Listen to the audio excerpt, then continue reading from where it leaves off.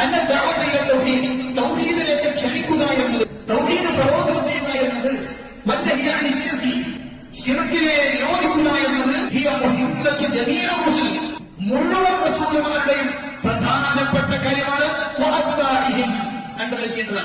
ആ പ്രവാചകന്മാരെ പിന്തുടരുന്നവരുടെയും മുഹിമ്മത്തായ പണി ദഅവതു ഇല തൗഹീദ് വന്നഹി അനി ശിർക്. അത് ഈ ഉമ്മത്തിലെ ചെറിയ കുട്ടി മുതൽ മുജാഹിദ് സംഘടന വെച്ച് പറയുകയാണെങ്കിൽ അതിലെ ചെറിയ കുട്ടികൾ വിളിക്കപ്പെടുന്ന MSM മുതലിലേക്ക് ജംഇയ്യത്തുൽ ഉലമയുടെ ആളുകൾക്ക് വരെ മുഹിമ്മത്തായ വിഷയം എന്താണ്? ദഅവതു ഇല തൗഹീദ് വന്നഹി അനി ശിർക്. കാരണം അതാണ് മുഹിമ്മത്തു ജമീഉ മുസ്ലിം പ്രവാചകന്മാരുടെയും റസൂലുമാരുടെയും അവരെ പിന്തുടർന്ന ആളുകളുടെയും പ്രധാനപ്പെട്ട വിഷയം ദഅവതു ഇല തൗഹീദ് വന്നഹി അനി ശിർക്. ഇത് ചെയ്യാത്ത പണി ദഅവത്തല്ല. ഇത് ചെയ്യാത്ത പണി വേറെ എന്തൊക്കെ പറഞ്ഞാലും ഇത് നിങ്ങൾ ചെയ്യുന്നില്ലേ, നിങ്ങൾ പണി ബാത്തിലായ പണിയില്ല.